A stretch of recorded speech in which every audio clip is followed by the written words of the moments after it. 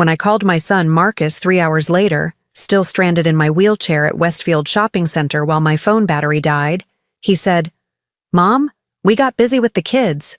Can't you just call an Uber?" That evening, sitting alone in my apartment after a stranger had to help me get home, I made a single phone call that would change everything. Within 48 hours, Marcus was crying on my doorstep, begging me to reverse the cancellation of their $15,000 European vacation that I'd secretly been funding, but by then, I'd also frozen the college funds I'd been contributing to, suspended the monthly allowance I'd been sending them, and canceled the credit cards I'd been paying for. Now Jessica wishes she'd never heard the words, "We'll be right." Back, Marcus regrets choosing his wife's shopping schedule over his mother's dignity. But me? I've never felt more powerful, and I've never slept better at night. Before we begin, make sure to like and subscribe, and tell me in the comments.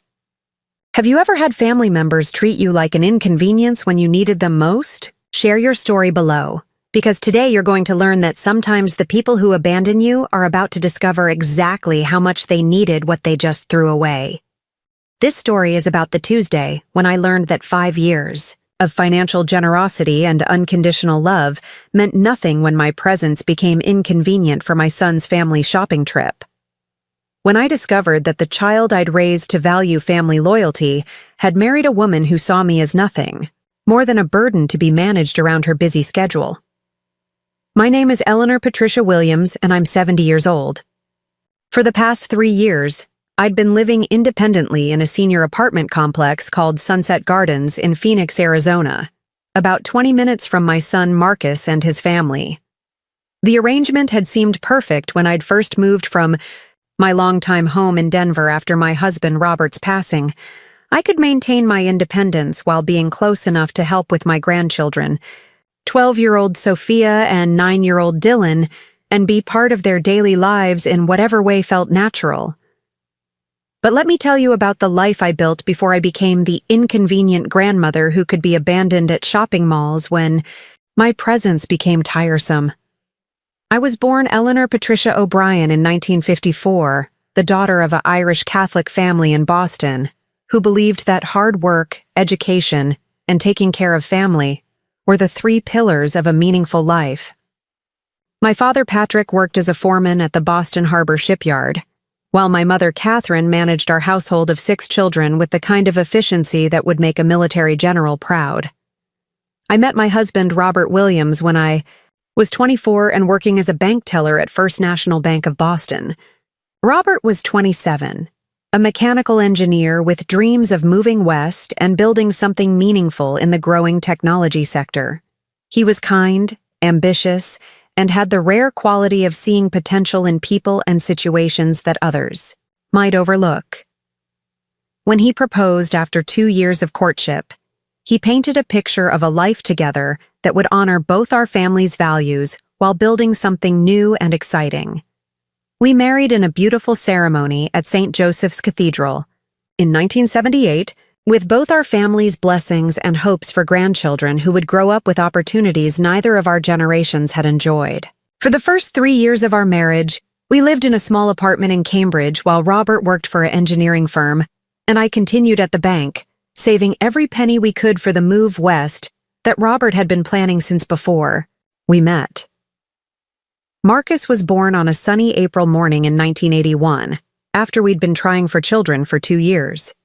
When I held him for the first time, seeing Robert's gentle eyes and my own stubborn chin, I thought I understood what all our planning and sacrifice had been leading toward. He was perfect, healthy, alert, with a disposition that seemed to blend Robert's methodical thinking with my own determination to see the best in every situation. When Marcus was 18 months old, Robert received an offer from a growing electronics company in Phoenix, Arizona.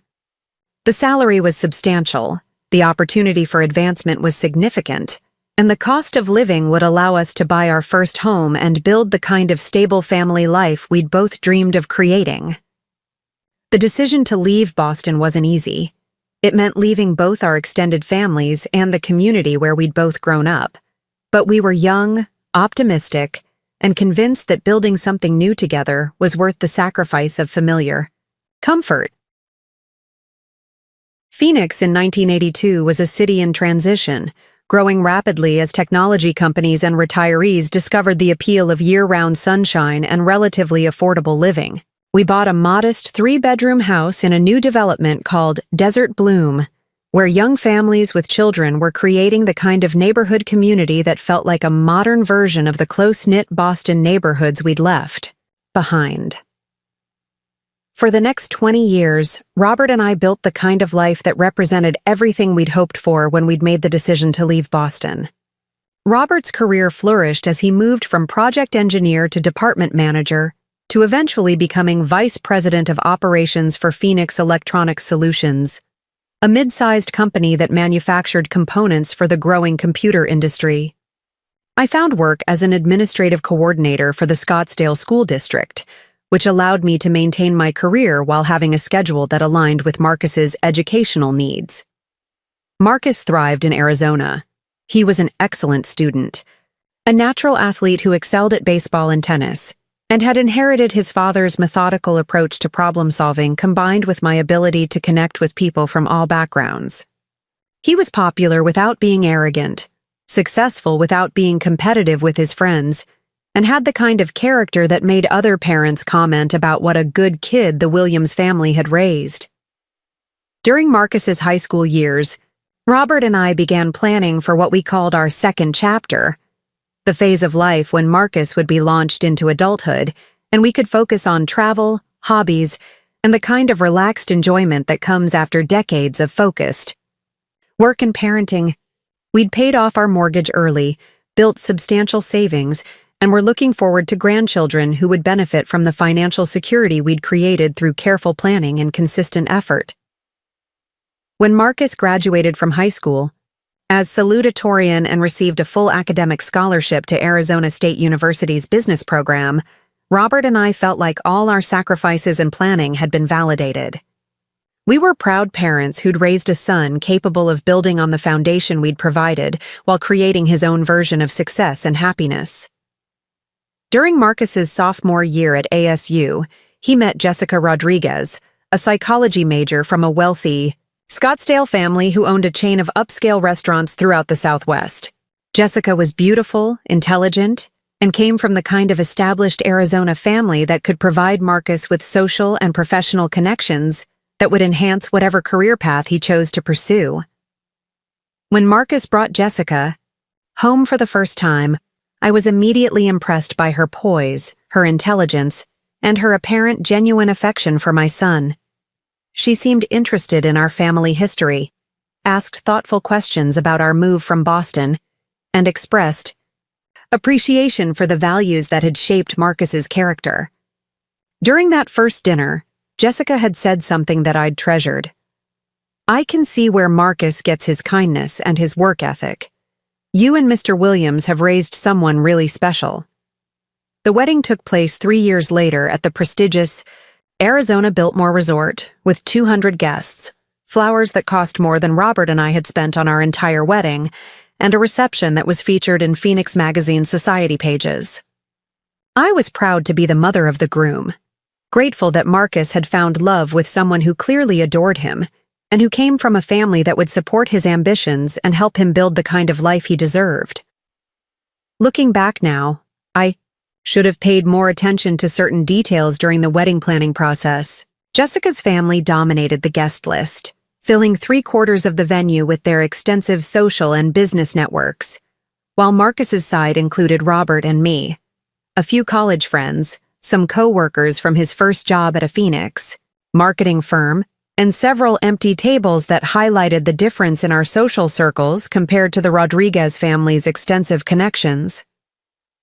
During the reception, Jessica's mother, Carmen, had introduced me to other guests as Marcus's mother, the school district administrator, while she introduced her own family and friends with detailed descriptions of their business achievements, social positions, and community involvement. The introductions weren't intentionally dismissive, but they reflected a subtle hierarchy that positioned the Williams family as Marcus's past, while the Rodriguez family represented his future. I should have noticed that when Jessica talked about their future plans, those plans centered around building their social and professional network within Phoenix's established business community, with little consideration for maintaining close relationships with extended family members who didn't contribute to those networking goals. But I was happy for Marcus, grateful that he'd found love, and optimistic that Jessica would come to appreciate the close family relationships that had always been central to the Williams family culture. I thought time and familiarity would help Jessica understand that loving Marcus meant embracing the people who'd shaped him, not just the version of him that fit into her social aspirations. The first few years of their marriage seemed to confirm my optimism. Jessica was warm and inclusive, inviting Robert and me to family celebrations and holiday gatherings. When Sophia was born 2 years after the wedding, Jessica seemed genuinely grateful for my help during those difficult first months when sleep deprivation and new parent anxiety made every day feel like an endurance test.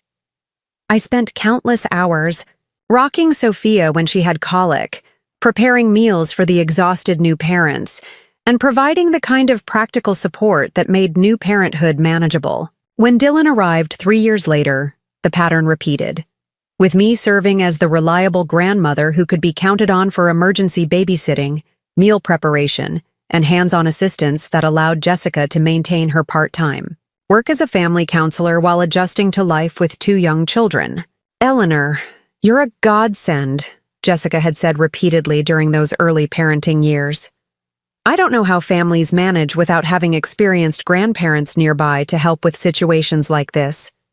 At the time, I'd interpreted these expressions of gratitude as evidence that my presence was valued and that my contributions were making a meaningful difference in their quality of life. What I hadn't recognized was that Jessica's appreciation was focused on my usefulness during crisis periods, rather than my value as a permanent part of their family structure. The distinction became clear when both children were school-aged and my intensive childcare assistance was no longer needed on a daily basis. Instead of the continued gratitude and inclusion I'd expected after years of significant support, I found that Jessica's appreciation seemed to decrease as my utility diminished. Robert's death 5 years ago had changed everything about my situation and my relationship with Marcus's family. Robert had been my partner, my best friend, and my buffer in social situations where I felt uncertain about family dynamics or social expectations. When he passed away suddenly from a heart attack at age 67, I lost not just my husband, but also my primary source of emotional support and my strongest advocate within our family structure. The grief was overwhelming, but Marcus and Jessica had been wonderfully supportive during those first difficult months. They'd helped with funeral arrangements, assisted with legal and financial paperwork, and had included me in family activities in ways that made me feel like I was still part of a loving, connected family unit, even without Robert's presence. When I'd decided to sell the family home in Desert Bloom, the house held too many memories, and maintaining it alone felt overwhelming. Marcus had suggested that I consider moving closer to their family rather than staying isolated in a house that was too large and too filled with reminders of my loss. "Mom, you shouldn't be alone during this transition," Marcus had said as we'd discussed my housing options. "Phoenix has some beautiful senior communities where you could have your own space, but also access to social activities and support services. And being closer to us would mean you could be part of Sophia and Dylan's daily lives in whatever way feels comfortable." The suggestion had seemed like a natural solution to everyone's concerns about my adjustment to widowhood. I could maintain my independence while being close enough that Marcus wouldn't worry about my isolation, and Sophia and Dylan could have regular access to their grandmother during these important formative years. Sunset Gardens had seemed perfect when Marcus and Jessica had toured it with me. The apartment was spacious and comfortable, with 2 bedrooms, a full kitchen, and a balcony overlooking the community's beautifully landscaped courtyard. The complex offered social activities, transportation services for shopping and appointments, and the kind of security that would give Marcus peace of mind about my safety and well-being. Most importantly, The location was only 20 minutes from Marcus and Jessica's home in the upscale Ahwatukee neighborhood, close enough for regular visits and family involvement, but far enough that I wouldn't be interfering with their daily routines or privacy. The sale of my desert bloom house had netted $285,000 after paying off the small remaining mortgage and covering real estate fees. Instead of keeping all that money for my own future needs, I'd given $120,000 to Marcus and Jessica as what I'd called an early inheritance to help them pay off their mortgage and fund some home improvements they'd been planning. The remaining $165,000 I'd kept in savings and investment accounts to cover my living expenses at Sunset Gardens and provide financial security for my remaining years. At the time, giving Marcus and Jessica the majority of my house sale proceeds had seemed like a generous way to help secure their family's financial future, while ensuring that I wouldn't be seen as a financial burden on their household. Marcus had been grateful, Jessica had been gracious, and I'd felt good about contributing to the beautiful home where I would spend time with my grandchildren and be part of their family celebrations. What I didn't understand was that my financial contribution would eventually be reframed as my choice, rather than acknowledged as the generous gift that had made their comfortable lifestyle possible. What I didn't anticipate was that Jessica would begin to see my presence in their lives as an obligation they'd inherited, rather than a blessing they'd chosen to embrace.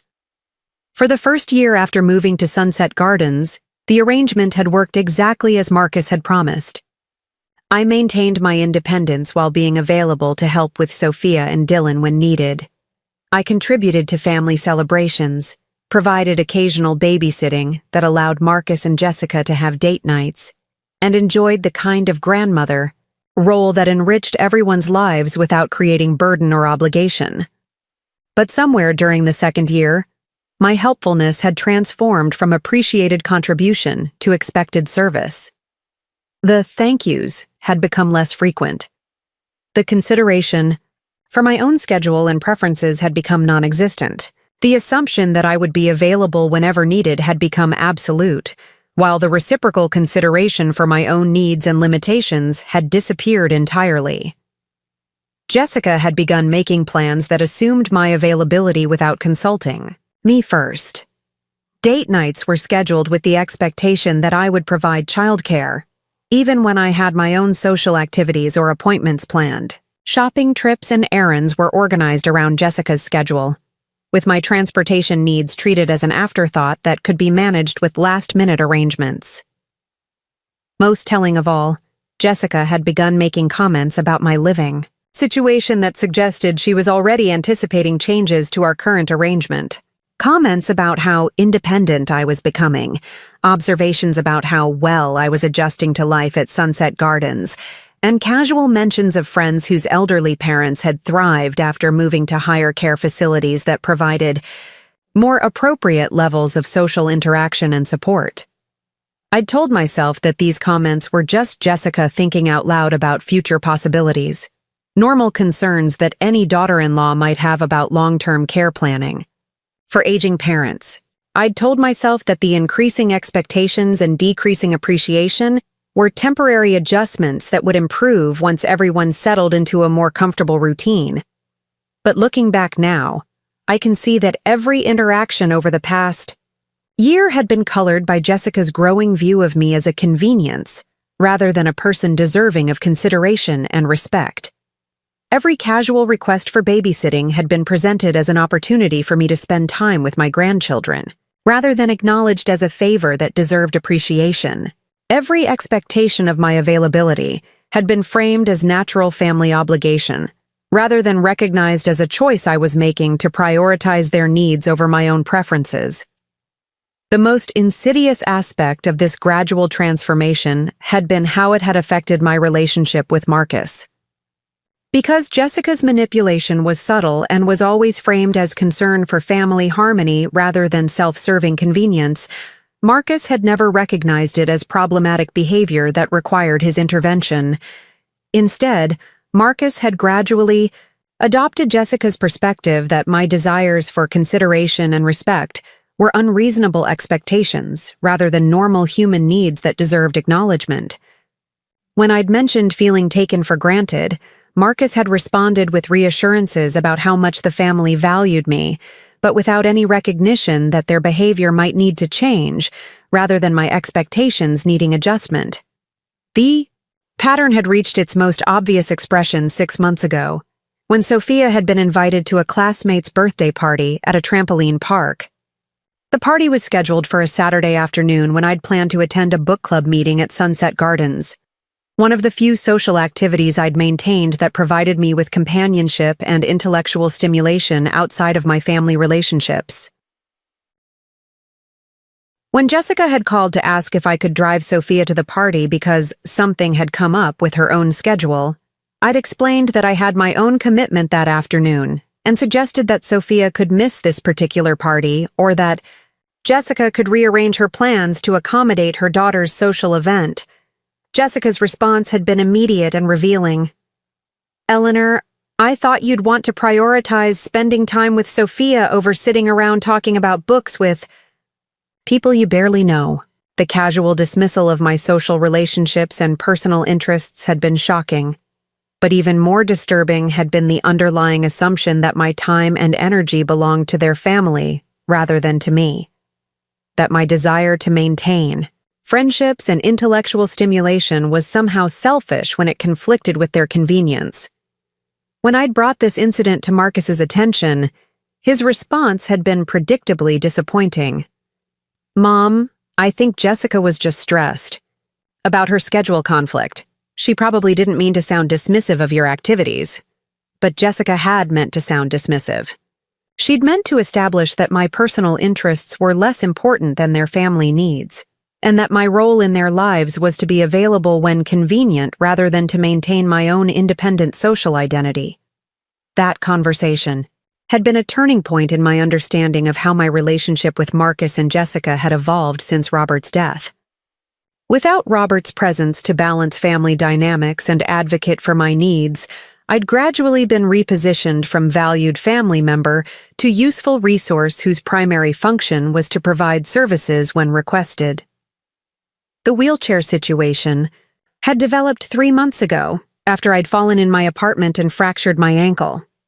The injury wasn't serious, but it required a temporary period of limited mobility while the bone healed and I completed physical therapy. My doctor had recommended using a wheelchair for longer outings to avoid fatigue and prevent re-injury during the healing process. I'd expected this temporary mobility limitation to increase my family's consideration for my needs and circumstances. Instead, it had seemed to accelerate Jessica's view of me as a burden that required management rather than a person who deserved accommodation and respect. Shopping trips that had previously been planned around my preferences and energy levels were now organized around Jessica's schedule, with my wheelchair treated as an inconvenience that slowed down their efficient completion of errands. Family outings were restructured to minimize the complications of wheelchair accessibility, often resulting in my exclusion from activities I would have enjoyed and could have participated in with minor adjustments. Most insulting of all, Jessica had begun making decisions about my participation in activities without consulting me, then presenting those decisions as considerations for my comfort and safety. Birthday parties became too crowded for wheelchair navigation. Restaurant choices were limited to places Jessica deemed appropriate for my mobility needs. Even family gatherings at their home were subtly restructured to minimize the disruption of accommodating my wheelchair. The language Jessica used when discussing my temporary disability had been particularly revealing. She consistently referred to my wheelchair as Eleanor's situation or the mobility issue, as if my medical needs were a problem that required management rather than a temporary condition that deserved accommodation and support. But what had hurt most wasn't Jessica's obvious impatience with my mobility limitations.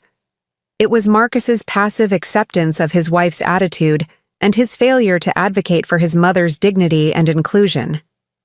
The son I'd raised to value family loyalty and compassion had gradually adopted his wife's view of me as a burden rather than defending the woman who'd sacrificed decades of her life to ensure his success and happiness. This morning's abandonment at Westfield Shopping Center hadn't been an isolated incident of poor judgment. It had been the inevitable result of months of systematic devaluation of my worth and dignity. Jessica had finally moved from subtle exclusion to overt abandonment, confident that Marcus would support her convenience over his mother's well-being. But what neither Jessica nor Marcus had anticipated was that the woman they'd been treating as a helpless burden actually possessed the financial resources and determination to remind them exactly how much power they'd been taking for granted. What they didn't know, as I sat alone in that mall food court watching my phone battery die, while families around me enjoyed their time together, was that I'd been making very different phone calls over the past few weeks. Calls to financial institutions, travel agencies, and legal advisors who were about to help me demonstrate the difference between being dependent and being generous. Tomorrow, Jessica and Marcus would discover that there's a significant distinction between supporting someone who needs help and exploiting someone who chooses to be helpful. Tomorrow, they would learn that abandoning someone in a wheelchair might provide temporary convenience, but it could also trigger consequences they'd never imagined possible. Tomorrow, the power dynamic in our family would be permanently reversed, and the grandmother they'd left stranded at a shopping mall would become the person who controlled whether their dreams became reality or their comfortable lifestyle became a memory. But tonight, I was just a 70-year-old woman in a wheelchair, sitting alone in my apartment, planning the phone call that would change everything.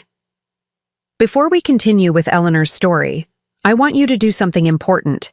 Hit that subscribe button, right now, because what you're about to hear is going to make you rethink everything you know about family dynamics and the power of financial independence. And while you're at it, ring that notification bell, because this channel is dedicated to stories that prove age is not a limitation. It's an accumulation of wisdom, resources, and the kind of strategic thinking that only comes from decades of life experience. Now, I want you to pause for a moment and think about this question. Have you ever been treated like an inconvenience by the very people you've sacrificed the most for? Have you ever found yourself questioning whether your generosity was actually enabling people to take you for granted? Have you ever wondered what would happen if you simply stopped being available for people who only value you when it's convenient for them? Drop your answer in the comments below, because I read every single one, and your experiences matter. This isn't just entertainment. This is a masterclass in recognizing when kindness becomes exploitation, and more importantly, how to reclaim your power when family members mistake your love for weakness. You see, Eleanor's story isn't just about one afternoon at a shopping mall. It's about a pattern that plays out in families across the world every single day. It's about the subtle transformation that happens when your contributions become expectations, when your presence becomes conditional, and when your value as a person gets reduced to your utility as a service provider. But here's what makes Eleanor's story different from the countless other stories of family exploitation that never get resolved. Eleanor understood something that most people in her situation never figure out. She understood that respect isn't something you can beg for or negotiate. It's something you have to require.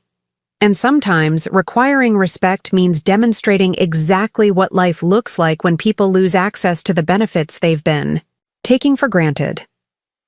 Today's story is going to challenge some deeply held beliefs about family obligation and unconditional love. We're going to explore the difference between being supportive and being exploited, between being generous and being taken advantage of, between maintaining family harmony and enabling family dysfunction. And if you're someone who's currently in a situation where your kindness is being mistaken for weakness, where your availability is being assumed rather than appreciated, where your financial support is being treated as entitlement rather than gift, then Eleanor's story is going to show you exactly how to turn that dynamic around. But I want to be clear about something before we continue. This isn't about encouraging family conflict or promoting revenge as a solution to relationship problems. This is about understanding that healthy relationships require mutual respect, and that sometimes the most loving thing you can do for people who are exploiting your kindness is to stop enabling their behavior by removing the benefits they've been taking for granted. Eleanor's transformation from abandoned grandmother to powerful matriarch didn't happen overnight, and it didn't happen by accident. It happened because she reached a point where preserving her dignity became more important than preserving an artificial peace. It happened because she finally understood that being treated with respect wasn't a privilege she had to earn. It was a requirement she had the right to enforce. The phone call Eleanor made that Tuesday evening wasn't made in anger, though she had every right to be furious. It wasn't made in desperation, though she'd been abandoned in one of the most vulnerable situations imaginable. It was made with the kind of cold, calculated precision that comes from finally understanding exactly how much power you've been giving away and making the decision to take it back. You see, while Marcus and Jessica had been busy reorganizing their lives around their own convenience, treating Eleanor's presence as optional and her contributions as automatic, Eleanor had been doing something they never expected. She'd been paying attention. She'd been taking notes. And most importantly, she'd been preparing for the day when their casual cruelty would finally cross a line that couldn't be uncrossed. That day had arrived on a Tuesday afternoon at Westfield Shopping Center when a 70-year-old woman in a wheelchair discovered that the family she'd sacrificed decades to support had finally revealed exactly how little her dignity meant to them. But what Marcus and Jessica didn't understand, as they went about their day after abandoning Eleanor at that mall, was that they'd just triggered a response from someone who'd spent 30 years in the business world, someone who understood contracts and financial leverage, someone who'd been managing money and relationships long before they were born. They'd awakened something in Eleanor that they'd never seen before, because she'd never needed to use it. They'd pushed someone who'd spent her entire life prioritizing other people's comfort to the point where she finally decided to prioritize her own power. And the beautiful thing about Eleanor's story, the thing that makes it so satisfying and so instructive, is that everything she did in response to their abandonment was completely legal, completely ethical, and completely within her rights as an independent adult who'd been freely choosing to support their lifestyle. The difference was that she stopped choosing to do it. The European vacation that Marcus and Jessica had been planning for months, Eleanor had been quietly funding it through monthly transfers to their vacation savings account, the same way she'd been contributing to countless other aspects of their comfortable lifestyle. The college funds for Sophia and Dylan that Marcus and Jessica assumed would continue growing until the children reached 18. Eleanor had been making quarterly contributions that significantly exceeded what Marcus and Jessica were contributing themselves. The credit cards that Jessica used for shopping trips and restaurant meals, the ones that allowed her to maintain the lifestyle she'd grown accustomed to, Eleanor had been paying those bills, treating them as a way to help her son's family avoid financial stress while building their future. All of these financial arrangements had been Eleanor's choice, made from a place of love and a desire to help her family build the kind of life she'd always dreamed they could have. But they'd never been obligations, contracts, or requirements that Eleanor had to continue regardless of how she was treated. Marcus and Jessica had made the fundamental mistake of confusing Eleanor's generosity with their entitlement. They'd forgotten that every benefit they'd been receiving from her was something she was choosing to provide, not something they had a right to demand. That Tuesday evening, sitting alone in her apartment after being abandoned at a shopping mall, Eleanor finally decided to stop choosing to provide those benefits to people who demonstrated they didn't value the person providing them. The phone call she made wasn't to a lawyer, though she'd consulted with legal advisors to ensure everything she was planning was completely above board. It wasn't to a financial planner, though she'd worked with experts to organize her assets in ways that maximized her control and minimized their access. The phone call was to her bank, to begin implementing a plan she'd been developing for weeks, as she'd watched the pattern of disrespect and casual cruelty escalate to levels that could no longer be ignored or rationalized away. Within 48 hours, Marcus and Jessica would discover that the comfortable lifestyle they'd been taking for granted was actually far more fragile than they'd realized. They would learn that the financial security they'd assumed was permanent was actually dependent on maintaining a relationship with someone they'd been treating as dispensable. Most importantly, they would understand that the grandmother they'd left stranded in a wheelchair at a shopping mall was actually the person who controlled whether their dreams came true or their plans fell apart. But before we get to that moment of reckoning, before we see Marcus crying on Eleanor's doorstep and Jessica frantically trying to undo months of casual cruelty, we need to understand how Eleanor got to the point where she was capable of that kind of decisive action. We need to go back to the beginning to understand the foundation of strength and independence that Eleanor had built long before she became a grandmother, long before she moved to Phoenix, long before she found herself in a wheelchair being abandoned by people who should have been protecting her. Because Eleanor's power didn't come from anger or revenge. It came from a lifetime of understanding that respect is earned through behavior, that love is demonstrated through actions, and that family relationships, like all relationships, have to be based on mutual consideration rather than one-sided exploitation. The woman who made that phone call Tuesday evening wasn't the helpless victim that Marcus and Jessica had been treating her as. She was a woman who'd built a life, raised a family, survived loss, and maintained her independence through decades of challenges that had taught her exactly how strong she really was. She was a woman who'd finally decided that preserving other people's comfort was less important than preserving her own dignity. She was a woman who'd reached the point where teaching her family a lesson about respect had become more important than enabling their disrespectful behavior. And she was a woman who'd realized that sometimes the most loving thing you can do for people who are taking you for granted is to stop being available for them to take for granted. So grab your favorite beverage, get comfortable, and prepare to hear about how a 70-year-old woman in a wheelchair turned the tables on family members who thought they could treat her however they wanted without consequences. Prepare to learn how Eleanor Williams transformed from abandoned grandmother to powerful matriarch in less than 48 hours, and prepare to discover that age isn't a limitation. It's an accumulation of resources, relationships, and the kind of strategic thinking that only comes from decades of experience dealing with people who mistake kindness for weakness. Because Eleanor's story is about to show you exactly what happens when someone who's been underestimated finally decides to demonstrate their true power. The lesson here isn't just about family dynamics or financial control. It's about understanding that you teach people how to treat you by what you're willing to accept, and that sometimes the biggest gift you can give someone is the consequence of their own behavior. Eleanor's story begins in Boston in 1954, but the part that changes everything starts on a Tuesday evening in Phoenix in 2024, when a woman who'd spent her entire life putting other people first finally decided it was time to put herself first. And once you hear how that decision played out, you'll never look at family obligations, financial independence, or the power of strategic thinking the same way again.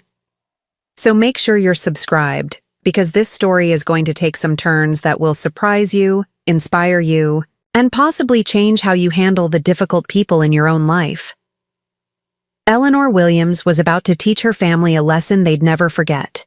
And in the process, she was going to teach all of us something about the difference between being taken advantage of and being truly powerful. The transformation starts now. My name is Eleanor Patricia Williams, and I'm 70 years old. For the past 3 years, I'd been living independently in a senior apartment complex called Sunset Gardens in Phoenix, Arizona, about 20 minutes from my son Marcus and his family. The arrangement had seemed perfect when I'd first moved from my longtime home in Denver after my husband Robert's passing. I could maintain my independence while being close enough to help with my grandchildren, 12-year-old Sophia and 9-year-old Dylan, and be part of their daily lives in whatever way felt natural. But let me tell you about the life I built before I became the inconvenient grandmother who could be abandoned at shopping malls when my presence became tiresome. I was born Eleanor Patricia O'Brien in 1954, the daughter of an Irish Catholic family in Boston who believed that hard work, education, and taking care of family were the three pillars of a meaningful life. My father, Patrick, worked as a foreman at the Boston Harbor shipyard, while my mother, Catherine, managed our household of 6 children with the kind of efficiency that would make a military general proud.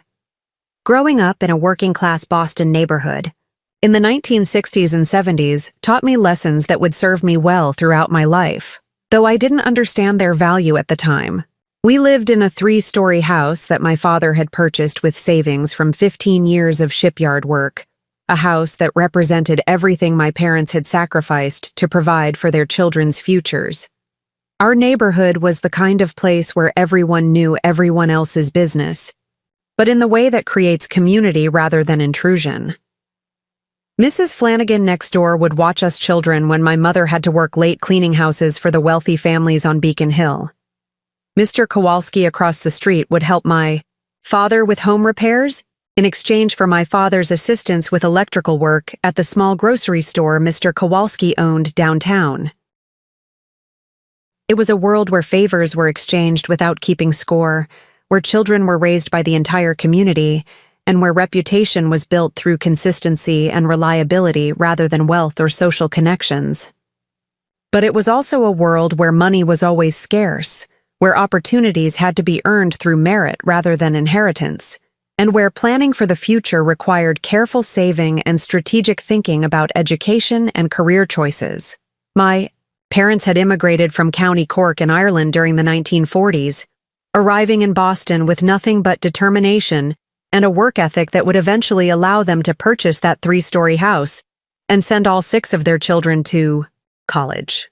They'd met at a community dance for Irish immigrants, married after a courtship that lasted 2 years, while they both saved money and established themselves in their new country. Patrick O'Brien had found work at the Boston Harbor shipyard within a month of arriving in America, starting as a general laborer and working his way up to foreman through 15 years of showing up early, staying late, and treating every task as an opportunity to prove his value to supervisors who were initially skeptical about hiring recent immigrants. Catherine O'Brien had taken work as a domestic servant for wealthy families in the Back Bay area, cleaning houses and caring for children while learning English and observing how successful American families managed their households and raised their children. She'd saved every penny she could from her wages, living in a boarding house for Irish women and wearing the same 3 dresses for 2 years, while accumulating the money that would eventually become the down payment on the house where I grew up. By the time I was old enough to understand adult conversations, my parents had achieved a level of financial security that allowed them to focus on their children's education and future opportunities rather than basic survival. But they never forgot the lessons they'd learned during those early years of struggle, and they made sure their children understood that security was something that had to be earned and protected through careful planning and consistent effort. Eleanor, my father would say when I complained about having to work part-time jobs during high school, money that you earn yourself is money that no one can take away from you, but money that you depend on other people to provide can disappear as quickly as it appeared. That lesson, that financial independence was the foundation of all other forms of independence, would shape every major decision I made throughout my adult life. It would influence my choice to continue working even after Marcus was born. My insistence on maintaining my own savings account, even during the years when Robert's income could have supported our entire family, and my careful planning for retirement, that had allowed me to maintain my dignity and independence even after Robert's death. My mother's lessons were equally important, though focused more on relationships and family dynamics than money management. Catherine O'Brien had observed wealthy families long enough to understand that money alone didn't create happiness or security, and that the families who thrived over generations were those who maintained strong relationships based on mutual respect and genuine care for each other's well-being. Eleanor, she would tell me as I helped her prepare dinner each evening. Money can solve many problems, but it cannot solve the problem of people who don't love each other properly. The families I work for who are truly happy are the ones where everyone treats everyone else with kindness and consideration, regardless of who earns the money or who makes the decisions. That lesson, that respect and consideration were the foundation of healthy relationships, would become the standard by which I measured all my important relationships throughout my life. It would guide my expectations for marriage, my approach to raising Marcus, and eventually, my recognition of when family relationships had become unhealthy enough to require intervention. I met my husband Robert Williams when I was 24 and working as a bank teller at First National Bank of Boston. Robert was 27, a mechanical engineer with dreams of moving west and building something meaningful in the growing technology sector. He was kind, ambitious, and had the rare quality of seeing potential in people and situations that others might overlook. What attracted me to Robert wasn't just his intelligence or his ambition, though both were impressive. What drew me to him was the way he listened when I talked about my family, my work, and my own dreams for the future. He was genuinely interested in my opinions about things that mattered to both of us, and he treated my goals and preferences as equally important to his own when we discussed the kind of life we might build together. During our 2-year courtship, Robert had demonstrated the qualities that would make him not just a good husband, but a true partner in building the kind of life that would honor both our family's sacrifices and our own dreams for the future. He was the kind of man who remembered what I'd told him about my family's history and my parents' struggles, and who understood that my commitment to financial independence wasn't distrust of his ability to provide for our family, but rather a reflection of values that had been shaped by my parents' experiences as immigrants who'd had to build security from nothing. When Robert proposed in February 1978, he did so with a speech that had convinced me he understood not just what I wanted from marriage, but why those things were important to me. "Eleanor," he had said, "I want to build something with you that our children will be proud to inherit, not just in terms of money or property, but in terms of the values and the love that will be the foundation of everything we create together." We married at St. Joseph's Cathedral in Boston in a ceremony that represented everything hopeful about young love and careful planning. The wedding wasn't elaborate by today's standards, but it was perfect in the way that matters most. It was a celebration of two people who genuinely understood what they were promising each other and had the character to honor those promises through whatever challenges life might bring. The early years of our marriage had been challenging in the way that builds character rather than destroying it. Robert's job as a junior engineer at Morrison & Associates provided a steady but modest income, while my position at First National Bank contributed enough to allow us to save for the future we were planning. We lived carefully, spending money on experiences and investments that would build our foundation rather than on luxuries that would provide temporary pleasure but no lasting value. But what made those early years special wasn't the financial, discipline, or the practical skills we were developing. It was the way we approached every decision as a team, with each person's opinions and preferences given equal weight in creating the life we were building together. When Marcus was born, in 1981, Robert and I were ready for parenthood in all the ways that mattered. We had established ourselves financially, we had created a stable home environment, and we had developed the kind of partnership that would allow us to raise a child with consistent values and expectations, while also giving him the love and attention. He would need to develop his own personality and interests. But even before Marcus was born, Robert and I had been planning for the move west that would eventually take us to Phoenix. Robert had been offered a position with Phoenix Electronics Solutions, a growing company that manufactured components for the emerging personal computer industry. The opportunity represented everything we'd been working toward, a chance for Robert to advance his career while building the kind of financial security that would allow us to provide Marcus with opportunities neither of us had enjoyed during our own childhoods. The decision to leave Boston wasn't easy. It meant leaving both our extended families and the community connections that had provided security and familiarity throughout our young adult years. But Robert and I had spent months researching the opportunity and developing a plan that would allow us to pursue our professional goals while building the kind of family life that honored both our values about community, stability, and putting family relationships first. When we moved to Phoenix in 1982, Marcus was 18 months old, and I was pregnant with the hopes and dreams that would shape the next 20 years of our lives. We bought a modest 3-bedroom house in a new development called Desert Bloom, where young families with children were creating the kind of neighborhood community that felt like a modern version of the close-knit Boston neighborhoods we'd left.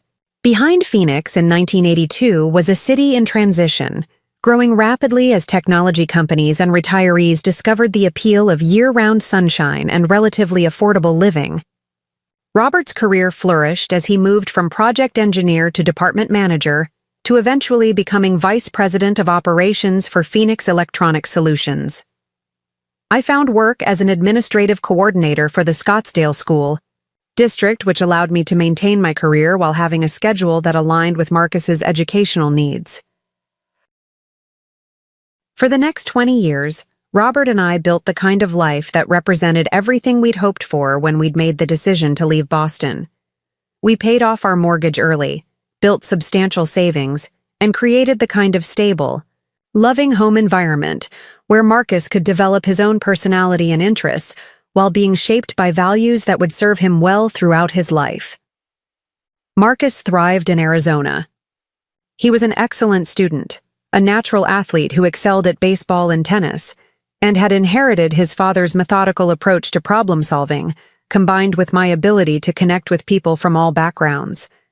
He was popular without being arrogant, successful without being competitive with his friends, and had the kind of character that made other parents comment about what a good kid the Williams family had raised.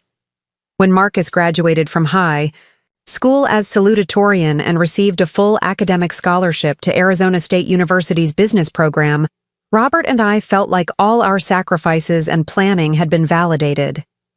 We were proud parents who'd raised a son capable of building on the foundation we'd provided while creating his own version of success and happiness.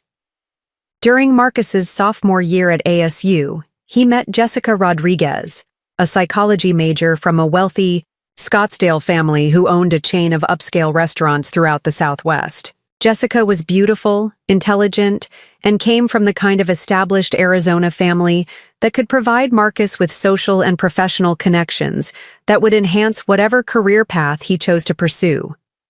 When Marcus brought Jessica home for the first time, I was immediately impressed by her poise, her intelligence, and her apparent genuine affection for my son. She seemed interested in our family history, asked thoughtful questions about our move from Boston, and expressed appreciation for the values that had shaped Marcus's character. "I can see where Marcus gets his kindness and his work ethic," Jessica had said during that first dinner. "You and Mr. Williams have raised someone really special." At the time, I'd treasured that comment as evidence that Jessica understood and valued what Robert and I had tried to accomplish as parents. Looking back now, I can see that Jessica was already demonstrating the skill she would later use to manipulate family dynamics, the ability to say exactly what people wanted to hear while privately calculating how their relationships could be used to advance her own interests. The wedding took place 3 years later at the prestigious Arizona Biltmore Resort, with 200 guests, flowers that cost more than Robert and I had spent on our entire wedding, and a reception that was featured in Phoenix Magazine's society pages. I was proud to be the mother of the groom, grateful that Marcus had found love with someone who clearly adored him and who came from a family that would support his ambitions and help him build the kind of life he deserved. But even during the wedding planning process, there had been signs that I should have recognized as warnings about how Jessica viewed family relationships and social dynamics. Jessica's family had dominated the guest list, filling 3/4 of the venue with their extensive social and business networks, while Marcus's side had included Robert and me, a few college friends, some co-workers from his first job at a Phoenix marketing firm. and several empty tables that highlighted the difference in our social circles compared to the Rodriguez family's extensive connections. During the reception, Jessica's mother, Carmen, had introduced me to other guests as Marcus's mother, the school, district administrator, while she introduced her own family and friends with detailed descriptions of their business achievements, social positions, and community involvement. The introductions weren't intentionally dismissive, but they reflected a subtle hierarchy that positioned the Williams family as Marcus's past, while the Rodriguez family represented his future. I should have noticed that when Jessica talked about their future plans, those plans centered around building their social and professional network within Phoenix's established business community, with little consideration for maintaining close relationships with extended family members who didn't contribute to those networking goals. But I was happy for Marcus, grateful that he'd found love, and optimistic that Jessica would come to appreciate the close family relationships that had always been central to the Williams family culture. I thought time and familiarity would help Jessica understand that loving Marcus meant embracing the people who'd shaped him, not just the version of him that fit into her social aspirations. That optimism would sustain me through the early years of their marriage, through the births of Sophia and Dylan, through Robert's death and my move to Sunset Gardens. It would take years of systematic exclusion, casual cruelty, and deliberate dismissal before I finally understood that Jessica had never intended to embrace the Williams family values. She had always planned to replace them with Rodriguez family priorities. But on that Tuesday evening, sitting alone in my apartment after being abandoned at Westfield Shopping Center, all of that history crystallized into a single, clear understanding. The woman who'd spent 70 years building relationships based on mutual respect and consideration had finally encountered people who mistook her love for weakness, her generosity for obligation, and her availability for entitlement. That understanding would transform everything about how I approached my relationship with Marcus and Jessica. And they were about to discover that dismissing someone as irrelevant could be the biggest mistake they'd ever made. Let me take you back to 1978, when Eleanor Patricia O'Brien became Eleanor Patricia Williams in a ceremony that represented everything hopeful about young love and careful planning. The wedding at St. Joseph's Cathedral in Boston wasn't elaborate by today's standards, but it was perfect in the way that matters most. It was a celebration of two people who genuinely understood what they were promising each other and had the character to honor those promises through whatever challenges life might bring. Robert Williams was the kind of man that Eleanor's father Patrick had hoped she would find. Steady, ambitious, but not at the expense of his integrity or his commitment to family. During their 2-year courtship, Robert had demonstrated the qualities that would make him not just a good husband, but a true partner in building the kind of life that would honor both their family's sacrifices and their own dreams for the future. Eleanor, Robert had said during his proposal, I want to build something with you that our children will be proud to inherit, not just in terms of money or property, but in terms of the values and the love that will be the foundation of everything we create together. That proposal had taken place on a snowy February evening in 1978, in the small apartment they'd been sharing near Harvard Square. Robert had saved for months to buy the modest but beautiful engagement ring that Eleanor still wore every day until Robert's death 5 years ago. But what she remembered most about that evening wasn't the ring or the romantic setting. It was the way Robert had talked about their future as something they would create together, as equal partners with equal responsibility for the family they were planning to build. The early years of their marriage had been challenging in the way that builds character rather than destroying it. Robert's job as a junior engineer at Morrison & Associates provided a steady but modest income, while Eleanor's position at First National Bank contributed enough to allow them to save for the future they were planning. They lived carefully, spending money on experiences and investments that would build their foundation, rather than on luxuries that would provide temporary pleasure but no lasting value. Their small apartment in Cambridge was furnished with pieces they'd chosen together, items that were functional and beautiful, but purchased within a budget that prioritized their long-term goals over immediate gratification. Eleanor had learned to cook the kind of meals that were both nutritious and economical, while Robert had developed skills in home maintenance and repair that saved money while giving him the satisfaction of taking care of their environment with his own hands. But what made those early years special wasn't the financial discipline or the practical skills they were developing. It was the way they approached every decision as a team, with each person's opinions and preferences given equal weight in creating the life they were building together. When Robert had first mentioned his dream of moving west to pursue opportunities in the growing technology sector, Eleanor's initial reaction had been concern about leaving the family and community connections that provided security and familiarity.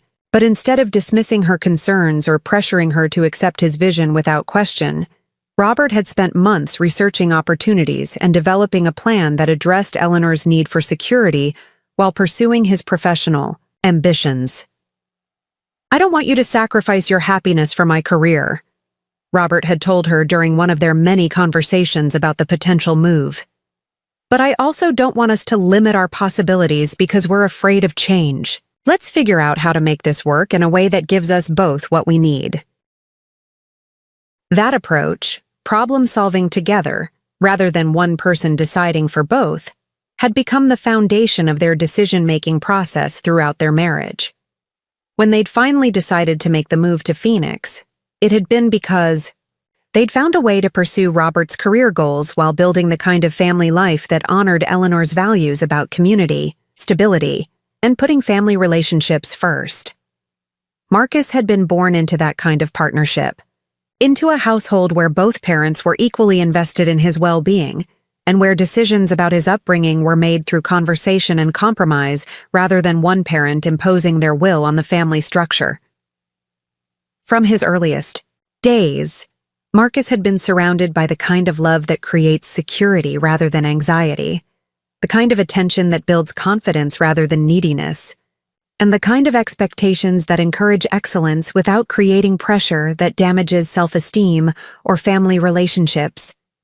Eleanor remembered Marcus as a toddler, playing in the backyard of their first Phoenix home, while she and Robert worked together on the garden they were planning. Even as a very young child, Marcus had shown the combination of independence and consideration that would characterize his personality throughout his childhood and adolescence. "Mama, can I help?"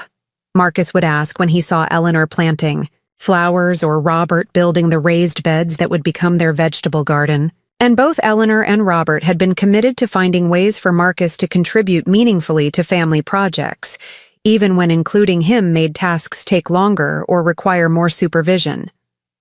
Those early years in Phoenix had been everything that Eleanor and Robert had hoped for when they'd made the decision to leave Boston and build their new life in the Southwest. Robert's career had progressed steadily as Phoenix Electronics Solutions grew from a small startup into a significant player in the emerging personal computer industry. Eleanor had found fulfilling work with the Scottsdale School District, where her combination of organizational skills and genuine care for children's well-being had made her a valued member of the administrative team. But most importantly, they'd been successful in creating the kind of family environment where Marcus could develop his own personality and interests, while being shaped by values that would serve him well throughout his life. Marcus had been the kind of child that other parents noticed and admired, polite without being artificial, confident without being arrogant, capable of entertaining himself, but also genuinely interested in spending time with adults and participating in family activities. He'd excelled in school not because Eleanor and Robert had pressured him to achieve, but because they'd created an environment where learning was valued and curiosity was encouraged. During Marcus's elementary school years, Eleanor had volunteered extensively in his classroom and school activities, not because she was anxious about his performance or social adjustment, but because she genuinely enjoyed being part of the community that was helping to shape her son's character and education. She'd served on the PTA board, helped organize school fundraisers, and had been the kind of parent that teachers appreciated, involved and supportive without being demanding or interfering. Robert had been equally involved in Marcus's upbringing, coaching his little league teams, helping with science fair projects, and spending weekend time on activities that Marcus enjoyed. But what Eleanor had valued most about Robert's parenting style was the way he'd consistently treated Marcus as a person whose opinions and preferences mattered, rather than as a project to be managed or controlled. "Marcus is going to have to make his own decisions about his life," Robert had said when other parents had commented on their relatively relaxed approach to scheduling and activities. "Our job is to give him the tools and the values he'll need to make good decisions, not to make all his decisions for him." That philosophy had served Marcus well throughout his childhood and adolescence. He'd developed genuine interests in sports, academics, and social activities because he'd been allowed to explore what appealed to him rather than being pushed into activities that his parents thought would look good on college applications or enhance his social status. When Marcus had decided to focus on baseball during high school, Eleanor and Robert had supported his commitment to the sport while ensuring that he maintained his academic performance and his responsibilities to family and community. When he'd wanted to take a part-time job during his junior year, they'd helped him find a position that would teach him valuable skills while not interfering with his other commitments. Most importantly, throughout Marcus's adolescence, Eleanor and Robert had maintained their partnership approach to parenting, discussing decisions about rules, expectations, and consequences to ensure that they were presenting a united front while also being fair and reasonable in their expectations. The result had been a young man who graduated from high school with excellent grades, genuine friendships, and the kind of character that made adults enjoy his company and trust his judgment.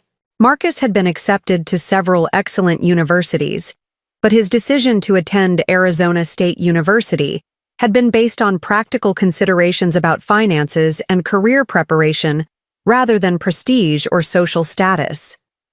"I want to build on what you and Dad have created," Marcus had told Eleanor and Robert during his senior year of high school. "I want to study business so I can understand how to create the kind of security and opportunities for my own family that you've created for me." That statement had represented everything that Eleanor and Robert had hoped to achieve as parents. They'd raised a son who valued what they'd built together and who wanted to honor their sacrifice by building something meaningful with his own life. During Marcus's college years, Eleanor and Robert had entered what they'd always thought of as the next phase of their marriage, the time when they could focus more on their own relationship and interests while remaining available to support Marcus as he transitioned into independent adulthood. They'd traveled more during those years, taking trips to visit national parks and historical sites that they'd always wanted to see, but had postponed while Marcus's activities required their presence and attention. They'd renovated their home in Desert Bloom, updating systems and finishes that would make the house more comfortable for their retirement years, while also increasing its value as an investment for Marcus's eventual inheritance. Robert had been promoted to Vice President of Operations at Phoenix Electronics Solutions, a position that came with significant salary increases and stock options that would provide financial security for their retirement, while also allowing them to help Marcus with college expenses and his transition into independent adulthood. Eleanor had advanced to Senior Administrative Coordinator for the Scottsdale School District, a role that utilized her decades of experience while giving her the flexibility to maintain her involvement in Marcus's college activities and to pursue her own interests in community volunteer work and continuing education. But most importantly, Eleanor and Robert had maintained the kind of marriage that continued to grow stronger with time, where shared experiences and mutual support created deeper intimacy rather than the kind of familiarity that breeds indifference or resentment.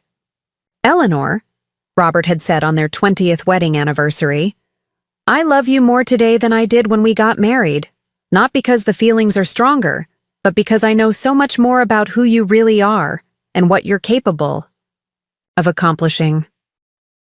That anniversary celebration had taken place at the same restaurant where Robert had proposed, a small Italian place near ASU campus where they'd continued to celebrate important milestones throughout their marriage. The tradition had started accidentally. They'd gone there for dinner after one of Marcus's baseball games during his freshman year, and the owner had recognized them as regular customers and had sent over a bottle of wine to congratulate them on their son's academic scholarship. "You know," the owner had said when he'd stopped by their table, "in 30 years of running this restaurant, I can always tell which couples are going to make it for the long term. It's the ones who still talk to each other instead of just talking at each other." That observation had sparked a conversation between Eleanor and Robert about the marriages they'd observed over the years, friends and family members whose relationships had strengthened over time versus those who'd grown apart despite remaining legally married. They'd identified patterns that distinguished successful partnerships from those that simply endured, continuing to learn about each other, maintaining individual interests while building shared experiences, and treating each other with the kind of consideration they'd want to receive from their closest friends. When Marcus had met Jessica during his sophomore year at ASU, Eleanor and Robert had been cautiously optimistic about his first serious relationship. Marcus had always been selective about the people he allowed into his inner circle, and his decision to introduce Jessica to his parents after only 3 months of dating suggested that he saw potential for a long-term relationship. Jessica Rodriguez had made an impressive first impression. She was beautiful in an understated way, intelligent without being pretentious, and had demonstrated genuine interest in Marcus's family history and values. During that first dinner at Eleanor and Robert's home, Jessica had asked thoughtful questions about their move from Boston, their experiences building a life in Phoenix, and their perspectives on raising children in a rapidly changing world. "I can see where Marcus gets his kindness and his work ethic," Jessica had said as she'd helped Eleanor clear the dinner dishes. "You and Mr. Williams have raised someone really special." At the time, Eleanor had interpreted Jessica's comments as evidence of emotional intelligence and family values that would make her a good partner for Marcus. Jessica had seemed to understand that Marcus's character had been shaped by his upbringing, and her appreciation for Eleanor and Robert's parenting suggested that she would value the close family relationships that had always been central to the Williams family culture. Over the following months, as Marcus and Jessica's relationship had become more serious, Eleanor had enjoyed getting to know the young woman who might become her daughter-in-law. Jessica had been invited to family celebrations and holiday gatherings, where she'd consistently demonstrated the kind of grace and consideration that suggested she would fit well into the Williams family dynamics. When Marcus had announced their engagement during his senior year at ASU, Eleanor and Robert had been genuinely happy for the young couple. Jessica's family was well established in Phoenix's business community, with resources and connections that would provide Marcus with opportunities to build on his ASU business degree, while creating the kind of financial security that would allow him to provide for his own family. The Rodriguez family owned a chain of upscale restaurants throughout the Southwest, businesses that had been built over 2 generations and had established them as significant players in Phoenix's hospitality and entertainment industries. Jessica's father, Carlos Rodriguez, was a respected businessman who served on several nonprofit boards and had been featured in Arizona Business Magazine as one of the state's most successful entrepreneurs. Jessica's mother, Carmen Rodriguez, was equally impressive, a former teacher who had transitioned into nonprofit management and had been instrumental in developing educational programs for underserved communities throughout the Phoenix metropolitan area.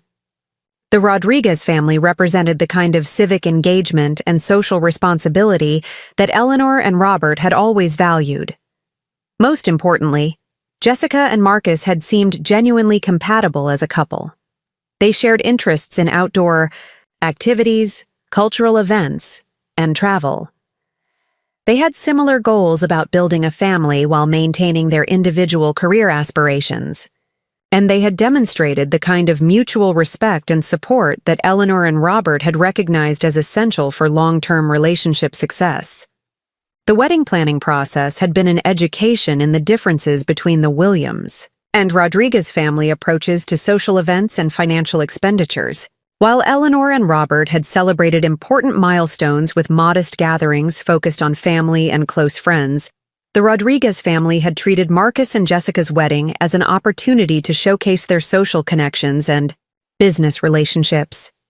The guest list had grown from Jessica's initial suggestion of a small ceremony with close family and friends to a reception for 200 people at the prestigious Arizona Biltmore Resort. The flowers had cost more than Eleanor and Robert had spent on their entire wedding, and the reception had featured a live band, professional photographers, and catering that had been featured in Phoenix Magazine's society pages. Eleanor had initially been concerned about the expense and elaborate planning, but Robert had helped her understand that the wedding was as much about the Rodriguez family's business relationships as it was about celebrating Marcus and Jessica's marriage. Different families have different traditions, Robert had said when Eleanor had expressed anxiety about feeling out of place at such an elaborate event. What matters is that Marcus and Jessica are building something together that honors both families' values, even if we express those values in different ways. The wedding had indeed been beautiful, and Eleanor had been proud to be the mother of the groom. Marcus had looked handsome and confident in his tuxedo, and Jessica had been radiant in a dress that had probably cost more than Eleanor's monthly salary, but had been perfect for the occasion and the setting. During the reception, Eleanor had enjoyed meeting Jessica's extended family and family friends, many of whom had been genuinely interested in learning about Marcus's background and the Williams family's history in Phoenix. Several guests had commented on Marcus's poise and character, crediting Eleanor and Robert's parenting for raising such an impressive young man. "You should be very proud," Carmen Rodriguez had said during the reception. "Marcus is exactly the kind of man we'd hoped Jessica would find. Someone with strong values and the ambition to build something meaningful with his life." At the time, Eleanor had interpreted Carmen's comments as acknowledgement that the Williams family values were respected and appreciated by the Rodriguez family. Looking back now, she could see that Carmen had been evaluating Marcus's suitability based on his potential to enhance the Rodriguez family's social and business network, rather than appreciating him as an individual with his own family heritage and values. But on that wedding day, surrounded by celebration and optimism about Marcus and Jessica's future together, Eleanor had felt confident that her son was beginning a marriage that would honor the foundation she and Robert had provided, while building something new and exciting with a partner who understood and valued what mattered most to the Williams family. The first few years of Marcus and Jessica's marriage had seemed to confirm Eleanor's optimism. Jessica had been warm and inclusive, inviting Eleanor and Robert to family celebrations and holiday gatherings. She'd seemed genuinely grateful for Eleanor's help during the early months of adjusting to married life, when managing a household while both partners were establishing their careers required the kind of support that experienced family members could provide. When Sophia had been born 2 years after the wedding, Jessica had actively sought Eleanor's advice about everything from breastfeeding and sleep schedules to managing the anxiety that came with first-time parenthood. Eleanor had spent countless hours helping with the kind of practical support that made the transition to parenthood manageable: meal preparation, laundry, and the overnight care that allowed new parents to get enough rest to function during the demanding early months. "Eleanor, I don't know what I'd do without you," Jessica had said repeatedly during Sophia's infancy. "Having an experienced mother nearby has made this so much easier than it would have been if we were trying to figure everything out on our own." At the time, Eleanor had treasured these expressions of gratitude as evidence that her presence was valued and that her contributions were making a meaningful difference in their quality of life. She'd enjoyed the role of helpful grandmother and had looked forward to years of being involved in Sophia's upbringing, while maintaining the close relationship with Marcus that had always been central to her happiness. When Dylan had arrived 3 years later, the pattern had repeated, with Eleanor providing intensive support during the challenging months of adjusting to life with 2 young children. Jessica had seemed genuinely appreciative of Eleanor's help, and Marcus had regularly expressed gratitude for his mother's willingness to prioritize their family's needs. "Mom, you're amazing," Marcus had said after Eleanor had provided emergency childcare during Dylan's bout with pneumonia when he was 6 months old. "I don't know how families manage situations like this without having experienced grandparents who can step in when everything gets overwhelming." Those early years of being Sophia and Dylan's grandmother had been some of the happiest of Eleanor's life. She'd enjoyed watching the children develop their own personalities, helping with their care and education, and maintaining the close family, relationships that had always been her greatest source of satisfaction and meaning. But somewhere during Sophia's preschool years, Eleanor had begun to notice subtle changes in how Jessica approached their family relationship. The requests for help had become less polite and more assumptive. The expressions of gratitude had become less frequent and more perfunctory. The consideration for Eleanor's own schedule and preferences had gradually diminished until it was essentially non-existent. The transformation had been so gradual that Eleanor had initially attributed it to the normal adjustments that come with the stress of managing young children while building careers. She'd told herself that Jessica's decreasing politeness was evidence of growing comfort with family relationships rather than growing disrespect for Eleanor's contributions and dignity. But as the pattern had continued and escalated over the years, Eleanor had begun to recognize that something more troubling was happening. Jessica wasn't becoming more comfortable with Eleanor as a family member.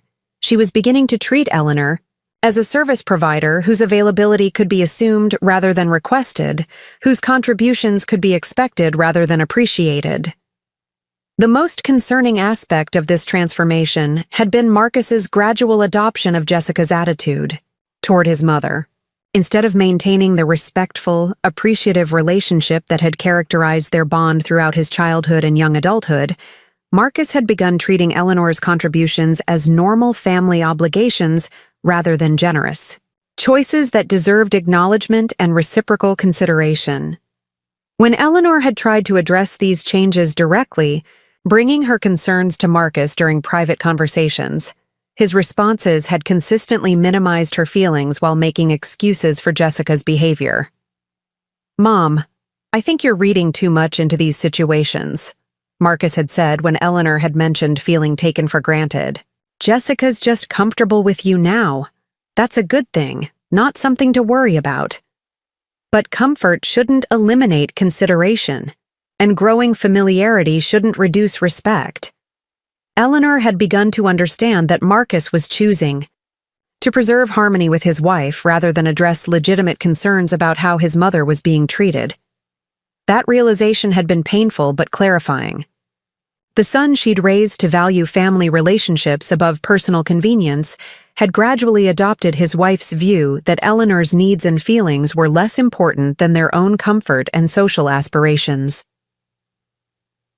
Robert's death, 5 years ago, had marked the beginning of Eleanor's complete vulnerability to Jessica's manipulation and control. Without Robert's presence to balance family dynamics and advocate for Eleanor's dignity, she'd found herself increasingly isolated and dependent on Marcus and Jessica's willingness to include her in their lives on terms that respected her worth as a person, rather than just her utility as a helper. The decision to sell the Desert Bloom house and move to Sunset Gardens had seemed like a natural transition that would benefit everyone involved. Eleanor would have the security and social opportunities that came with senior community living, while Marcus and Jessica would have peace of mind about her safety and well-being without the daily responsibility of managing her needs. But what Eleanor hadn't anticipated was how quickly Jessica would reframe Eleanor's presence in their lives from valued family member to burdensome obligation. The financial contribution Eleanor had made to their mortgage had been forgotten or recontextualized as Eleanor's choice, rather than acknowledged as generous support. The years of child care and household assistance had been dismissed as natural, grandmother activities rather than recognized as significant gifts of time and energy. Most devastating of all, Eleanor's temporary mobility limitations following her ankle fracture had been treated as confirmation that she was becoming a burden, rather than as a temporary challenge that deserved accommodation and support. the wheelchair that Eleanor needed. For longer outings had become, in Jessica's mind, a symbol of Eleanor's declining independence, rather than a tool that allowed her to continue participating in family activities. Instead of making minor adjustments to include Eleanor in their plans, Jessica had begun excluding Eleanor from activities while framing those exclusions as considerations for Eleanor's comfort and safety. This morning's abandonment at Westfield Shopping Center hadn't been an isolated incident of poor judgment. It had been the inevitable result of 3 years of systematic devaluation that had finally reached the point where Jessica felt comfortable treating Eleanor with open cruelty, rather than subtle manipulation. But what Jessica and Marcus hadn't understood, as they'd congratulated themselves on their efficient completion of shopping errands without the complication of accommodating Eleanor's wheelchair, was that they'd finally crossed a line that couldn't be uncrossed. They'd transformed Eleanor from generous family member to abandoned burden, and in doing so, they'd triggered a response from someone who'd spent 70 years learning exactly how much power determined women could wield when they finally decided to stop prioritizing other people's comfort over their own dignity. The phone call Eleanor made that Tuesday evening wasn't made in anger, though she had every right to be furious. It wasn't made in desperation, though she'd been abandoned in one of the most vulnerable situations imaginable. It was made with the kind of cold, calculated precision that comes from finally understanding exactly how much power you've been giving away and making the decision to take it back. Within 48 hours, Marcus would be crying on Eleanor's doorstep, begging her to reconsider decisions that would transform their comfortable lifestyle into a memory. Jessica would discover that the grandmother she'd dismissed as irrelevant actually controlled whether their dreams became reality or their plans fell apart. But most importantly, Eleanor would demonstrate that respect isn't optional in family relationships. It's the price of admission to the benefits that love and generosity can provide. Sometimes the people who treat you as disposable discover too late that you were actually indispensable. Sometimes the family members who mistake your kindness for weakness learn that wisdom and resources accumulated over 70 years can be more powerful than youth and arrogance. And sometimes the best gift you can give people who take you for granted is the consequence of their own behavior. Eleanor Williams was about to teach her family a lesson they'd never forget. The golden years of their comfortable, financially secure lifestyle were about to end, and the grandmother they'd left stranded in a wheelchair was about to become the most powerful person in their world. The years immediately following Marcus and Jessica's wedding had been everything Eleanor had hoped for when she'd dreamed about becoming a grandmother. It was a time when her experience was valued, her presence was welcomed, and her contributions to their young family were treated as gifts rather than obligations. Looking back now, Eleanor could see that this golden period had lasted approximately 5 years, from Sophia's birth until Dylan was about 2 years old, before the gradual transformation began that would eventually lead to that terrible Tuesday afternoon at Westfield Shopping Center. During those early years, Jessica had approached Eleanor not as a burden to be managed, but as a resource to be treasured. The young woman who'd grown up in the Rodriguez family's world of hired help and professional services had quickly discovered that having an experienced mother figure available for guidance and support was infinitely more valuable than any paid assistance could provide. "Eleanor, I need your honest opinion about something," Jessica would say when facing decisions about Sophia's feeding schedules, sleep training, or developmental milestones. "My mother means well, but she had nannies for everything when I was little. You actually raised Marcus yourself, and look how wonderfully he turned out." These conversations had taken place in Eleanor's kitchen at the Desert Bloom house, where Jessica would arrive with Sophia in her carrier and a list of questions about everything from diaper rash remedies to introducing solid foods. Eleanor had treasured these sessions, not just because they allowed her to share knowledge she'd gained through years of hands-on parenting, but because they represented the kind of intergenerational relationship she'd always hoped to have with her daughter-in-law. Jessica's appreciation during those early years had seemed genuine and heartfelt. When Sophia had experienced colic during her first 3 months, crying inconsolably for hours each evening despite Jessica's best efforts to comfort her, Eleanor had provided the kind of practical support that made the difference between manageable stress and complete exhaustion. "I'll take the night shift tonight," Eleanor would offer when she saw Jessica reaching the breaking point after days of interrupted sleep. "You and Marcus need rest, and I remember exactly what worked with Marcus when he went through this phase." Eleanor would arrive at their house by 8 p.m., equipped with the rocking chair technique, the specific holding position, and the patience that only comes from understanding that colic is temporary, but exhaustion can damage relationships if not properly managed. She'd spend hours walking the floor with Sophia, humming lullabies that had worked with Marcus, while Jessica and Marcus slept peacefully in their bedroom. "Eleanor, you're literally saving our marriage," Jessica had said after one particularly difficult week when Sophia's crying had pushed both new parents to their emotional limits. "I don't know how people survive the first few months without experienced help."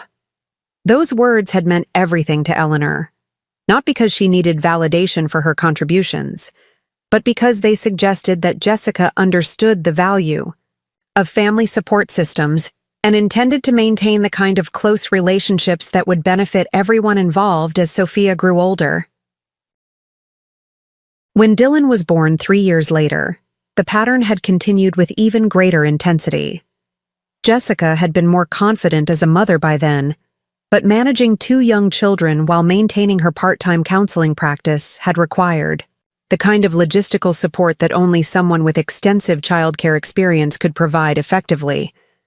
Eleanor had essentially moved in with Marcus and Jessica for the first month after Dylan's birth, handling Sophia's needs while Jessica recovered from delivery and adjusted to nursing a newborn.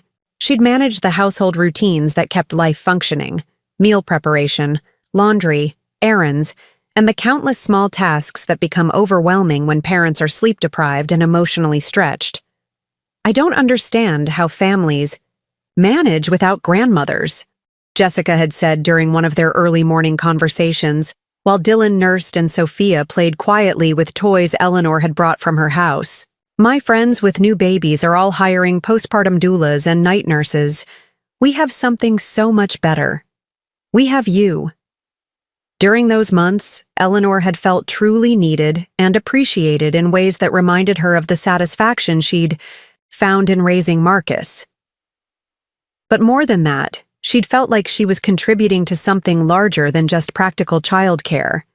She was helping to establish the foundation of a family that would carry forward the values and traditions that had always been central to her sense of meaning and purpose.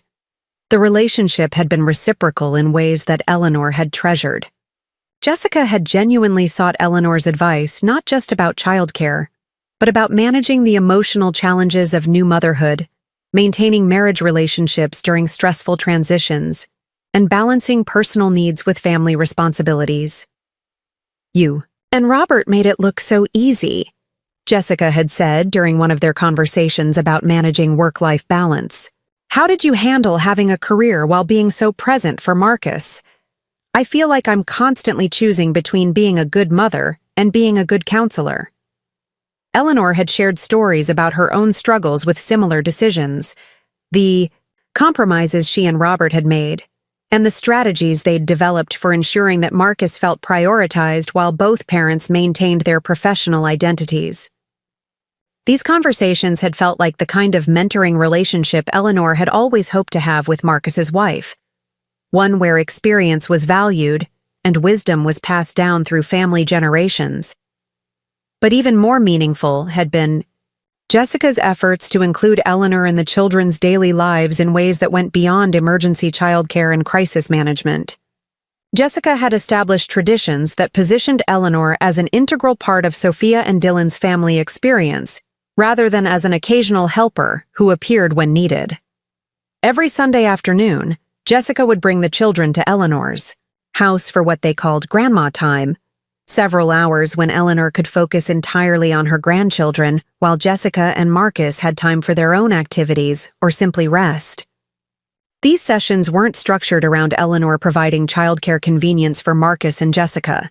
They were designed to give Sophia and Dylan individual attention from their grandmother while building the kind of close relationships that would enrich their emotional development.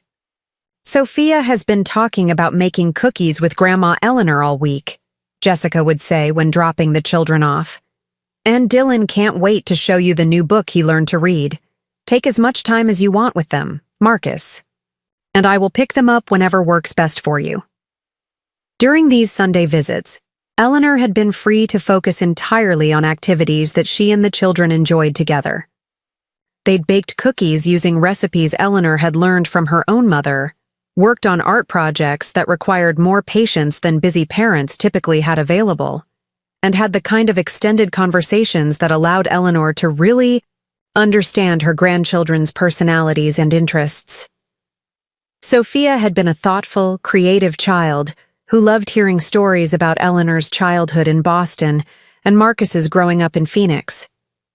She'd ask detailed questions about family history, wanting to understand how the decisions Eleanor and Robert had made had shaped the life Marcus had been able to build for his own family. Grandma Eleanor, tell me again about when Grandpa Robert decided to move to Phoenix, Sophia would request as they worked on puzzles together. Was Daddy scared to leave Boston? How did you know it would be good for our family? These conversations had allowed Eleanor to share family history and values in ways that felt natural and meaningful. She'd been able to tell Sophia about the importance of planning for the future, working as a team to overcome challenges, and maintaining family relationships even when circumstances changed. Dylan had been more active and impulsive, preferring activities that involved building, exploring, or physical challenges. Eleanor had enjoyed adapting her approach to match his energy level, taking him on walks through her neighborhood while teaching him to identify different plants and birds, or working on construction projects in her garage that satisfied his need for hands-on learning. Grandma Eleanor, can we build something new today? Dylan would ask the moment he arrived for their Sunday visits. I want to make something that Dad and Sophia will be surprised about. Eleanor had treasured these requests because they represented Dylan's association of her house with creativity, learning, and the freedom to pursue projects that interested him. She'd maintained a collection of building materials, art supplies, and educational games specifically for these visits, creating an environment where both children could explore their interests while receiving individual attention that wasn't possible during regular family time. But what had made these early years truly special wasn't just the individual relationships Eleanor had been building with Sophia and Dylan. It was the way Jessica had actively supported and encouraged those relationships while maintaining clear appreciation for Eleanor's role in the children's lives. The kids talk about you constantly, Jessica had told Eleanor after one of their Sunday visits. Sophia has been using techniques you taught her for managing her emotions when she gets frustrated with homework. And Dylan told his teacher that his grandmother taught him how to use tools safely when they were doing a building project at school. These reports had meant everything to Eleanor because they suggested that her influence on her grandchildren was extending beyond their time together into their daily lives and character development. She was contributing to their growth in ways that would shape them long-term, not just providing temporary entertainment or childcare convenience. Even more meaningful had been the way Jessica had begun, including Eleanor in decisions about the children's activities, education, and social development.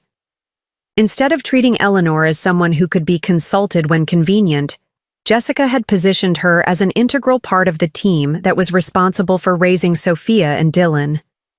Eleanor, what do you think about enrolling Sophia in piano lessons? Jessica had asked when Sophia was 4 years old. She's been showing a lot of interest in music, and I remember you mentioning that Marcus played piano when he was young. These conversations had felt like evidence that Jessica valued Eleanor's perspective and experience, not just her availability for practical help. Eleanor had been able to share insights about Marcus's childhood activities, what had worked well and what they might do differently, and how to balance structured activities with free play and family time. When Sophia had started kindergarten, Jessica had asked Eleanor to be involved in school activities and volunteer opportunities, treating her as an additional family resource rather than as someone whose involvement needed to be managed or limited. The school is looking for reading volunteers, Jessica had mentioned during one of their conversations. Sophia would be so excited if her grandmother could come to her classroom to read stories. Would you be interested in something like that, Eleanor? Had loved participating in Sophia's school community, and her involvement had been welcomed by teachers who appreciated having experienced volunteers who understood child development and classroom management. She'd become a regular reader during story time, had helped with school festivals and fundraisers, and had built relationships with other grandparents who were similarly involved in their grandchildren's education. These activities had made Eleanor feel like she was part of a larger community that valued intergenerational involvement, rather than seeing older adults as burdens or complications. She'd enjoyed the respect and appreciation she'd received from teachers, other parents, and community members who'd recognized her contributions to children's education and development. But perhaps the most satisfying aspect of those early years had been the way Jessica had consistently acknowledged Eleanor's contributions in front of other people, treating her as a valued family member whose presence enhanced their lives rather than as someone whose help was simply expected or taken for granted. "We're so fortunate to have Eleanor so involved in the children's lives," Jessica would tell her friends when discussing childcare arrangements or family activities. "She brings so much wisdom and experience to their upbringing, and they absolutely adore spending time with her." At neighborhood gatherings and social events, Jessica had introduced Eleanor with genuine pride and appreciation, highlighting her role in the family in ways that made Eleanor feel valued and respected rather than merely tolerated. "This is Marcus's mother, Eleanor," Jessica would say when introducing her to new acquaintances. "She's been instrumental in helping us navigate parenthood, and Sophia and Dylan are so lucky to have such an involved grandmother." These introductions had meant more to Eleanor than Jessica probably realized, because they positioned her as someone whose presence was beneficial rather than burdensome, whose involvement was welcomed rather than endured. The financial arrangements during those early years had also reflected the kind of reciprocal family relationship that Eleanor had always hoped to maintain with Marcus and Jessica. Instead of Eleanor providing one-way financial support, while Marcus and Jessica offered only tolerance in return, there had been a genuine sense of mutual assistance and shared responsibility for family well-being. When Eleanor had sold her desert Bloom house after Robert's death and had given Marcus and Jessica $120,000 toward their mortgage, the transaction had been framed as an investment in their family's future rather than as Eleanor purchasing her place in their household. "This allows all of us to build something together," Marcus had said when discussing the financial arrangement. "You'll have security and proximity to family. We'll have the peace of mind that comes from knowing you're nearby and comfortable, and Sophia and Dylan will grow up with their grandmother as a central part of their daily lives." That framing had felt respectful and dignified, treating Eleanor's financial contribution as a gift that benefited everyone rather than as Eleanor paying for services or accommodation that she would receive from Marcus and Jessica. Similarly, Eleanor's ongoing financial contributions during those early years, helping with children's activities, contributing to vacation expenses, purchasing educational materials and equipment, had been received with gratitude and treated as generous choices rather than expected obligations. "Eleanor, you don't need to keep spending money on things for the kids," Jessica had said when Eleanor had purchased an expensive educational playground set for their backyard. "You've already been so generous with us." But Eleanor had enjoyed being able to contribute to Sophia and Dylan's opportunities and experiences, and Jessica's appreciation had made those contributions feel meaningful rather than simply expected. The transition from this golden period to the systematic marginalization that would eventually lead to Eleanor's abandonment at the shopping mall had been so gradual that Eleanor had initially missed the warning signs. But looking back now, she could identify the specific moment when everything had begun to change. Dylan's second birthday party had been the last time Eleanor could remember feeling truly welcomed and appreciated at a family celebration. Jessica had planned an elaborate party at their house with decorations, catered food, and invitations for extended family and friends. Eleanor had been included in the planning process, had been asked to help with setup and coordination, and had been introduced to guests as someone whose presence made the celebration more special. Dylan's grandmother has been such an important part of his life, Jessica had told guests during the party. He adores her, and we feel so fortunate to have her so involved in our family. But sometime during the months following that birthday party, Eleanor had begun to notice subtle shifts in how Jessica approached their relationship. The requests for advice had become less frequent and more perfunctory. The expressions of gratitude had started to feel automatic rather than genuine. The inclusion in family decisions had gradually diminished until Eleanor was being informed about plans rather than consulted about preferences.